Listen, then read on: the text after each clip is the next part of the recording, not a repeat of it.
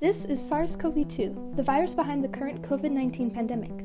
Like all viruses, it is made up of genetic material wrapped inside a capsule of protein and fat. SARS-CoV-2 is uniquely dangerous because it infects the entire respiratory system and is contagious even before symptoms show.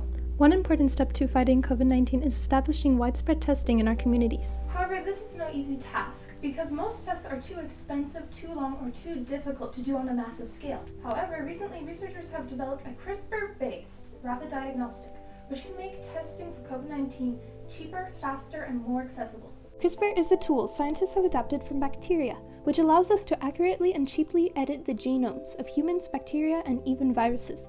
Let's say we want to edit the genome of a bacteriophage, a type of virus. We need to call upon an essential partnership, a Cas enzyme, usually Cas9, and a strand of guide RNA, which can be engineered by researchers. The guide RNA matches and complements a specific part of the DNA or RNA within the virus. Then the partners are sent into the viral genome. Genomes are like very messy libraries, which makes it difficult for scientists to accurately locate a specific gene. Cas9, however, can easily navigate the genome and locate specific genes. First, Cas9 tries to find a match to the guide RNA by looking for a matching PAM sequence. The PAM sequence acts almost like the first digits of a book's Dewey Decimal Code. By skipping over genes without the correct PAM, Cas9 saves a lot of time.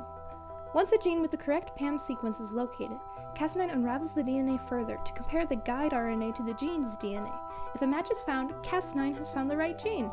Then Cas9 snips the DNA in two, like a pair of molecular scissors, separating the strand. Then the bacteriophage tries to repair the damage to its DNA. However, usually it doesn't do a very good job, and the resulting DNA is unreadable. This results in an entire gene being unusable and turned off. But turning genes off is not all CRISPR can do. Sometimes instead of cutting the DNA, Cas9 brings along special proteins who will edit only a specific nucleotide, or even an engineered replacement to patch the cut DNA. Cas9 can even bring along a fluorescent molecule that marks the specific location of a gene like a glowing bookmark. In fact, this fluorescence is exactly what SHERLOCK uses to detect the presence of COVID-19. First, Cas13 is given a guide RNA that corresponds to a gene specific to SARS-CoV-2, and then attached to a suppressed fluorescent molecule. Then Cas13 is placed in a respiratory sample. If it finds a match, the Cas13 enzyme yields or wakes up the fluorescent molecule, which visually alerts readers to the presence of SARS-CoV-2 in the sample, like in this test. This is a photo from a SHERLOCK-based test. Compared to alternatives, CRISPR diagnostics like this are faster, cheaper, and easier to do. That means that this test and others like it can lead to more widespread testing.